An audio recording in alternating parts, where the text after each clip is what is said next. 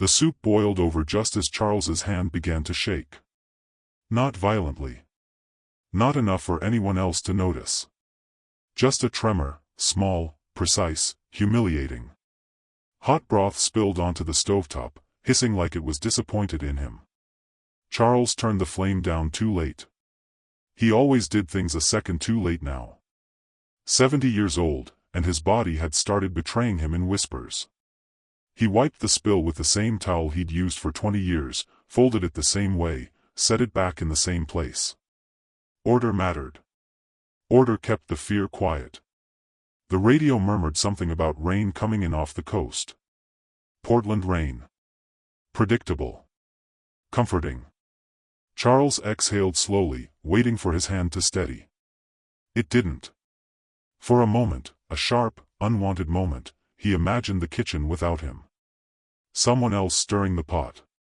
Someone else knowing exactly when to add the salt. The thought landed like a crack in a plate you keep using anyway. Almost done, he murmured, though no one had asked.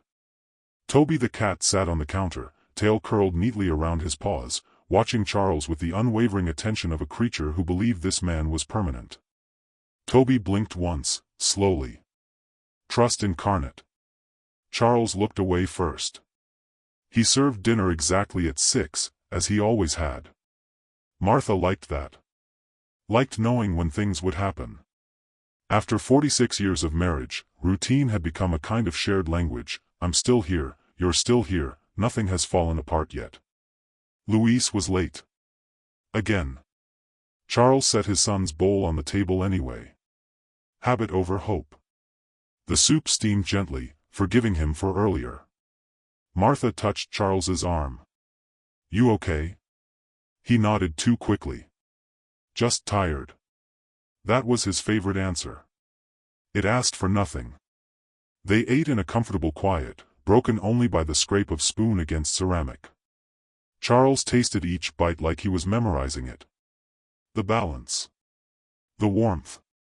The way food could still do what words couldn't. When Louise finally arrived, breathless and apologetic, Charles smiled like nothing inside him had shifted. Smells good, Dad, Louise said, already pulling out his phone.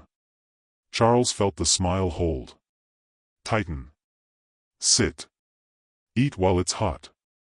Later, long after the dishes were washed, dried, stacked just so, Charles stood alone in the kitchen. Martha had gone to bed early.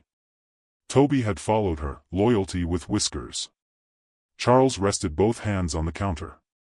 They trembled again. He closed his eyes. This time, he didn't wait for it to pass. Instead, he whispered the thought he'd been avoiding for years, the one that felt like blasphemy against the life he'd built. If I stop, who am I then? The radio crackled softly, as if in answer. Then, beneath it, barely audible, a sound Charles had never heard in his kitchen before. A knock. Not on the door. On the back wall. 3 slow taps. Deliberate. Impossible. Charles opened his eyes. The house was still. The clock ticked. The rain had not yet begun. Another tap. Closer this time. Charles's heart picked up speed, a traitor to his carefully maintained calm.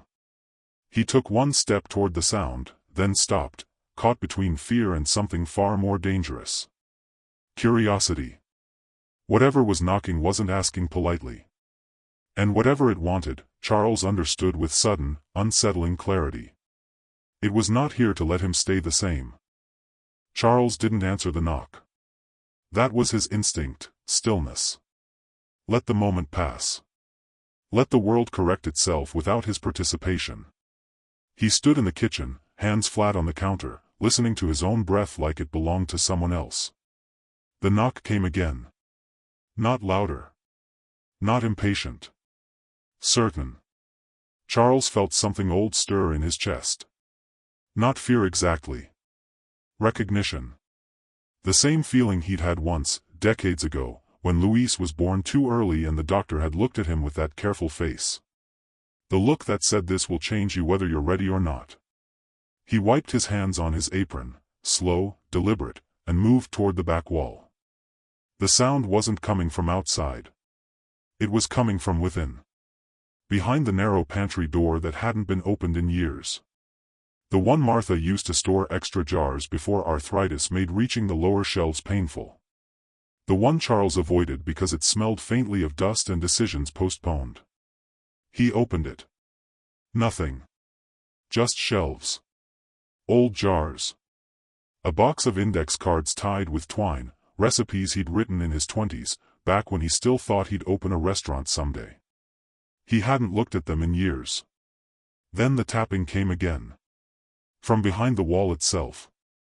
Charles leaned closer, heart pounding now, no longer pretending calm. He pressed his ear to the plaster. 3 taps. He stepped back, pulse racing. "This isn't funny," he said aloud, though the house remained politely silent. He fetched a flashlight from the drawer. The beam cut through shadow, revealing a hairline crack in the wall he was certain hadn't been there yesterday. It ran vertically, clean and unnatural, like a seam. Charles touched it. The wall shifted. Not crumbling, opening. A hidden panel slid inward with a soft, obedient sound, as if it had been waiting for his hand all along. Behind it, a narrow cavity. Inside the cavity, a small wooden box, worn smooth at the edges. And taped to its lid, a yellowed envelope with his name written carefully across the front. Charles Perez. His mouth went dry. He hadn't seen that handwriting in over 30 years. He sat at the kitchen table for a long time before opening the envelope. The radio had gone quiet. The house seemed to lean inward, attentive. Charles felt absurdly like a child about to be scolded, or forgiven. Inside the envelope was a single page. No greeting. No explanation. Just a sentence, written in the same looping script he'd once loved for its patience. "If you are reading this, it means you stayed long enough to hear the knock." His vision blurred. Martha stirred upstairs. A floorboard creaked. Life continuing, unaware it had just been interrupted. The letter went on. "I didn't want to frighten you. I wanted to give you time. You were always good at waiting, Charles. Too good." He exhaled shakily. The handwriting belonged to Elena. Not his wife. Not a stranger. The woman who had taught him how to cook. The woman who had believed in him before he learned how to be humble. The woman who had left Portland without saying goodbye, and never came back. Charles read faster now. "You think your hands are betraying you. They are not. They are asking you to listen." He closed his eyes. No one knew about the tremor. Not Martha. Not Luis. Not even his doctor, not yet. He had planned to wait. He always waited. The box sat unopened beside the letter, suddenly heavier than its size should allow. "Inside is something I was not brave enough to give you then," the letter continued. "I thought time would make it unnecessary. I was wrong." Charles's chest tightened. He remembered Elena's voice, soft, firm, endlessly patient. The way she corrected him without making him smaller. The way she said, "Cooking is not about control. It's about attention." He reached for the box. Stopped. The tremor returned, stronger now, as if aware it was being challenged. Footsteps on the stairs. "Charles?" Martha's voice, sleepy but concerned. "Did you leave the radio on?" He slid the letter face down. Too quickly. "No," he said. "Just, couldn't sleep." Martha appeared in the doorway, robe tied loosely, hair silvered by moonlight. She took in the open pantry, the displaced shelf, the tension she couldn't yet name. "What's going on?" she asked. Charles looked at her. At the life they'd built carefully, gently, without spectacle. At the years of choosing stability over longing. At the love that had never demanded he be more, but had quietly expected he be present. "I think," he said slowly, "something I thought was finished isn't." Martha studied his face, then the box. "Is it bad?" she asked. Charles didn't know the answer. He only knew the question beneath it, the one the knock had delivered so precisely. How much of yourself can you lose before the life you protected no longer recognizes you? He slid the box toward himself. The lid creaked open. And whatever was inside began to glow. The glow was warm. Not blinding. Not aggressive. It spilled from the box like candlelight remembering how to be fire. Charles didn't reach for it right away. He watched it the way you watch a sleeping child, afraid that touching it might change what it was. Martha sat down slowly across from him. She didn't speak. She rarely did when something mattered. She waited. Inside the box lay a small glass vial sealed with wax, the color of old honey. Beside it, folded once with ceremonial care, was a recipe card. Thick. Stained. Handwritten. Elena's handwriting again. Charles picked it up. His fingers trembled harder now, not from weakness but from the effort of holding something back. The card read, "Last stock. Only for the day you are ready to stop hiding." Charles let out a sound that might have been a laugh, might have been grief. Martha leaned forward. "Who is she?" Charles closed his eyes. "The woman who taught me I wasn't just feeding people. I was listening to them." That was the truth he had never said out loud. Elena hadn't just taught him recipes. She had taught him attention. Reverence. Faith disguised as craft. She believed food could hold a person together when words failed. And she believed Charles could be more than careful. "What is it?" Martha asked, nodding toward the vial. Charles swallowed. "A stock. But not like the kind you buy. It takes time. Years. You add to it only on days when you mean what you're doing." Martha studied him. "And you stopped?" Charles nodded. "When I chose safety." The room felt smaller. Or perhaps Charles was finally occupying all of it. The glow pulsed once, brighter. Then words appeared, not on the vial, but in the air above it. Soft. Temporary. Use with intent. Effects are irreversible. Martha inhaled sharply. Effects? Charles didn't answer. He was already reading the rest of the card. "This stock does not heal the body," Elena had written. "It restores the part of you that knows why your hands mattered in the first place." Charles felt something in his chest give way. "I think," he said slowly, "it's asking me to cook again. Not dinner. Not comfort. Something honest."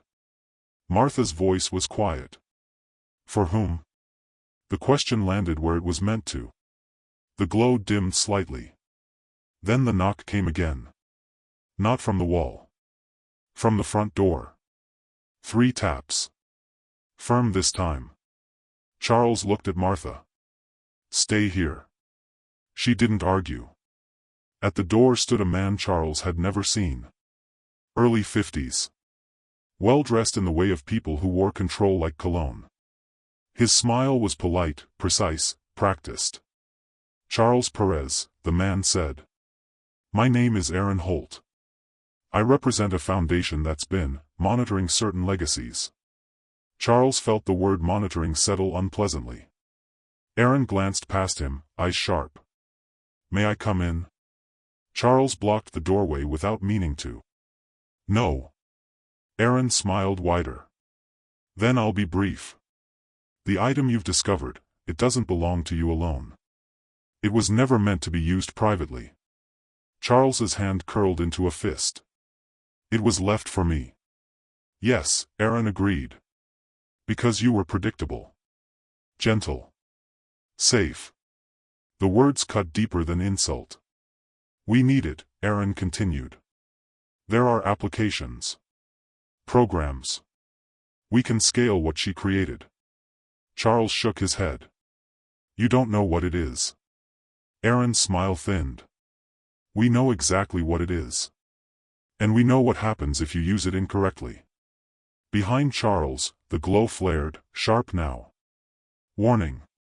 "What happens?" Charles asked. Aaron leaned closer. You don't get a second chance. Charles thought of his trembling hands. Of Louise eating distractedly. Of decades spent making sure nothing broke loudly. He thought of Elena's last words to him, spoken years ago, almost joking. Don't let them turn it into something safe. Charles straightened. You should go, he said. Aaron's eyes hardened. If you refuse, others will come. Less polite. Then let them, Charles said. Aaron studied him, surprised. Then he nodded once, respectful despite himself. This was your warning, he said, and turned away. Charles closed the door gently. The glow settled. Martha stood in the doorway, pale but steady. What now? Charles looked at the vial. At the recipe. At the life that had shrunk around him without his consent. I cook, he said. Tomorrow. For real. For who? Martha asked again. Charles met her eyes. For anyone who's forgotten why they're still here. The glow brightened, approving. Outside, rain finally began to fall, slow, deliberate, unavoidable. And Charles Perez understood the truth tightening around him. Whatever this was, it wasn't a gift. It was a calling. And answering it would cost him everything he'd built to avoid being seen. Charles didn't sleep. He lay beside Martha, listening to the house breathe, pipes ticking, floorboards settling, Toby's soft weight shifting at their feet. Every familiar sound felt suddenly provisional, like it might not belong to him much longer. Before dawn, he rose. The kitchen greeted him like an old friend who knew something was wrong but didn't ask. Charles moved through it slowly, deliberately, as if speed might cheapen what he was about to do. He set the pot on the stove. Heavy. Cast iron. The one Elena had insisted on years ago. Thin pots lie, she used to say. They rush things. He poured the contents of the vial into the pot. The liquid caught the light and deepened, releasing a scent that made Charles's knees weaken, not nostalgia, not hunger, but recognition. The smell of time given willingly. Of patience that hadn't demanded applause. Martha appeared in the doorway, wrapped in a sweater. She watched without interrupting. What happens after? She asked. Charles didn't look up. I don't know. That scares me, she said. He nodded. Me too. The recipe wasn't complicated. That was the point. Onion. Garlic. Bones saved over decades. Water. Heat. Attention. No shortcuts. No substitutions. As the stock simmered, the glow returned, not blinding, but present, like a witness. Charles felt something shift in his hands. Not steadiness. Clarity. The tremor didn't disappear, it simply stopped being the most important thing. At noon, he tasted. The world went quiet. Not dramatically. Not spiritually. Just, still. Charles felt a warmth spread through his chest, not curing anything, not erasing age or fear, but reconnecting threads he hadn't realized had frayed. He saw his life not as a series of safe choices, but as a long practice for this moment. Every meal. Every kindness. Every silence held so others could speak. The phone rang. Unknown number. Martha answered. Her face drained of color. They're outside, she said softly. 2 cars. Charles exhaled. I wondered how long. He ladled the stock into bowls. 4 of them. For who? Martha asked. For us, Charles said. And whoever they think they are. The knock came again, louder now. Charles carried the bowls to the table. Saturday. Let them in, he said. Martha hesitated. Then opened the door. Aaron Holt entered first, flanked by 2 others. Their eyes tracked the room, the glow, the bowls of steaming liquid. What have you done? Aaron asked. Charles gestured to the table. I cooked. Aaron scoffed. This isn't what it's for. Charles met his gaze. You're wrong. It's exactly what it's for. You just don't like that you can't own it. Aaron stepped forward. You're wasting it.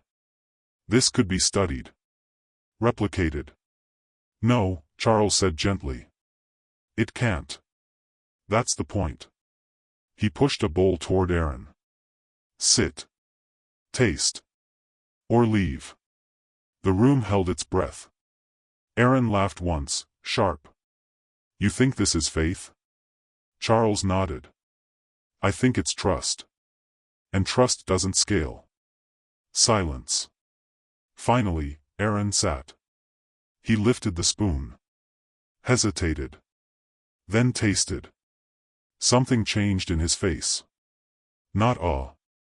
Not surrender. Recognition. The others followed. No one spoke for a long time. When it was over, the glow faded. The pot cooled. The room returned to itself, unchanged, yet irrevocably different. Aaron stood slowly. You've ended it, he said. Charles shook his head. No. I've finished it. Aaron looked at him with something like respect, and something like loss. You'll be forgotten, he said. Charles smiled. I've been forgotten for years. This was never about being remembered. They left without another word. That evening, Charles's hands shook again. But he didn't hide them. He held Martha's hand openly at the table, letting the tremor be what it was, not a betrayal, but a reminder. The cost had been paid. The collapse avoided nothing. And yet, something essential had been saved. Charles washed the pot carefully, dried it, and set it back where it belonged. Tomorrow, he would cook again. Not the stock. Something simpler. Something honest. Because the last chance had never been about fixing his body. It had been about finally feeding his soul. Before time decided to stop asking. The next morning arrived quietly. No glow. No knocking. No sense of being watched. Just light slipping through the kitchen window and Toby already on the counter, tail flicking with expectation. Charles stood at the sink, hands under warm water, feeling the tremor return, gentle, persistent, no longer trying to hide. Martha poured coffee. Set the mug in front of him the way she always had. A small mercy, unchanged. Well, she said, the world didn't end. Charles smiled. I wasn't sure it wouldn't. He cooked breakfast. Eggs. Toast. Nothing sacred. Nothing secret. He moved slower now, not because he had to, but because he no longer felt chased by time. Each action landed. Each sound mattered. Luis arrived mid-morning, unannounced. That alone felt like a miracle. You okay? His son asked, scanning the room like he expected to find evidence of something dramatic. Charles nodded. Sit. Eat. They ate together in an easy quiet that hadn't existed in years. Luis watched his father's hands, noticing the tremor, not looking away. You don't have to pretend, Luis said gently. Charles met his eyes. I know. That was new. Later, after Luis left and Martha went to tend the garden, Charles opened the box again. It was empty now. No vial. No glow. Just the recipe card, blank on the back. He didn't feel loss. He felt completion. Charles carried the card to the stove and slid it into the drawer where he kept his oldest knives. Not as a relic. As a reminder. That afternoon, he cooked for the neighbor whose husband had died last winter. For the woman down the street who never stayed long enough to talk. For himself. No one felt healed. But everyone felt seen. As evening settled, Charles stood at the window watching the rain finally arrive, the same Portland rain he'd listened to his whole life without hearing. His hands shook. He let them. Because they were still hands that could offer warmth. That could hold a spoon. That could reach across a table without apology. Martha came up behind him, resting her head against his shoulder. You don't regret it? She asked. Charles thought of the box. Of Elena. Of the man at the door who wanted to own what could only be given. "No," he said. "I regret waiting so long to stop being careful." The kitchen clock ticked on. Steady. Honest. Later that night, as Charles turned off the light, he paused, listening. Nothing knocked. And that was how he knew it was over. Not because something had been taken away, but because nothing else needed to arrive. Charles Perez, 70 years old, cook by trade and calling, lay down beside his wife with trembling hands and a quiet heart. For the first time in decades, he did not wonder who he would be if he stopped. He knew. And in the dark, as Toby curled against his feet and the house settled into sleep, Charles understood the final truth Elena had left him with, one that did not need to glow to be real. Some miracles come to change your life. Others come to return it to you. And this one had done exactly that.